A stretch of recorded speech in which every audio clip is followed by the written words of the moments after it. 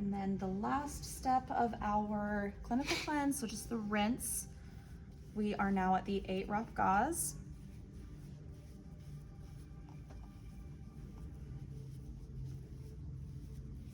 At this point of your chemical peel, if you're still a little bit of sudsy after this rinse, it's fine because you're still gonna go in, we're gonna do the exfoliation, we're gonna take that off with our sponges, and then we're going to degrease. So right here in the chemical peels, don't stress too much if you still have a lot of suds on the skin. It's not like we're going straight into a laser like some of our other protocols.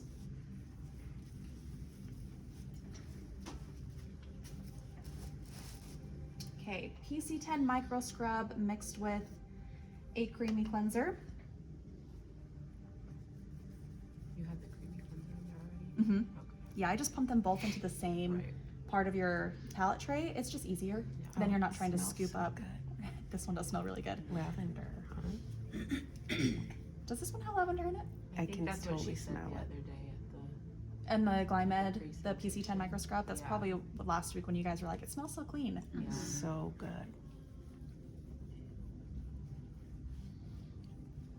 One of the things to keep in mind with your chemical peels when you are cleansing, exfoliating, doing anything to prep the skin, the more pressure you use with exfoliator or your rough gauze, the more you're manipulating the skin before the peel and the more intense the peel would be. So if you want it to go a little bit softer, use lighter pressure.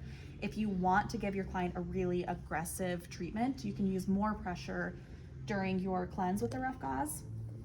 I'm like, yes, girl, scrub it.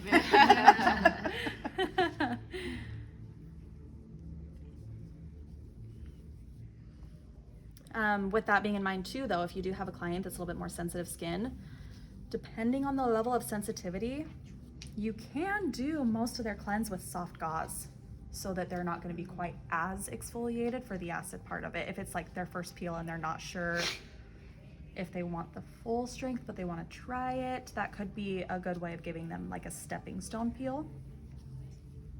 And then applying the peel with soft gauze too would help. Oh yeah, because we do part for this one too. right? Everything On up the until the neutralize, yeah, is rough. rough. It's like hard. Rough gauze. That hard.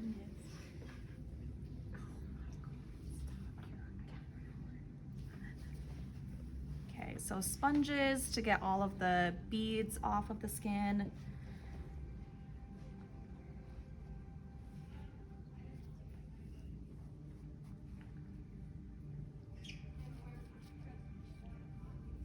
It looks like she has a little bit of milia on her skin, so doing the Glycolic 30 will help with that milia. Praise God.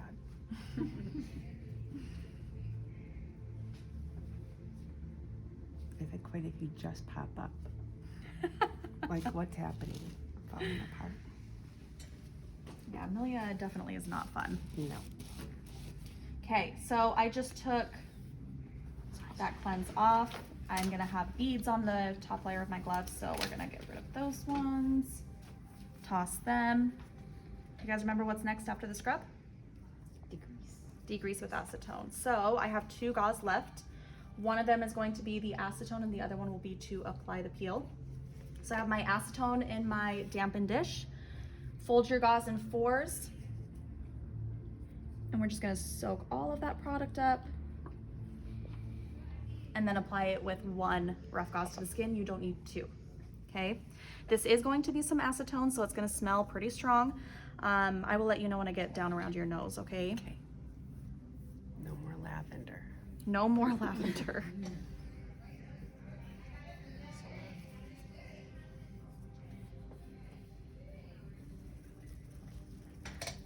Okay, I'm gonna have you take a deep breath for me. I'm gonna go right down the bridge of your nose and your upper lip.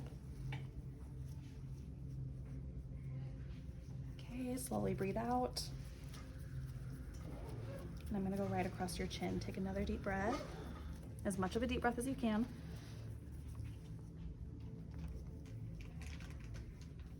Okay, go ahead and breathe out.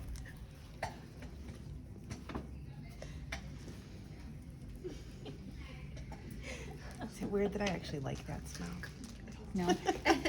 It smells like cleaning or something. Like nail Smells like salon. pineapples.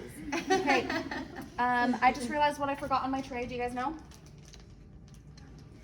The Q-tips. A glass of champagne. Oh, the occlusive. Will one of you run to dispense and grab me the Elastin Soothe and Protect Recovery Ball? You don't have your eyebrows microbladed or anything, do you? No. Okay. How do you guys want to apply your occlusive? With Q-tip. With the Yep. tongue. So you put it on the tongue depressor. It just makes it a little bit easier for your tray cleanup, so you're not trying to scrub it out of here and have there be like a greasy residue. More specifically for the corners of the eyes.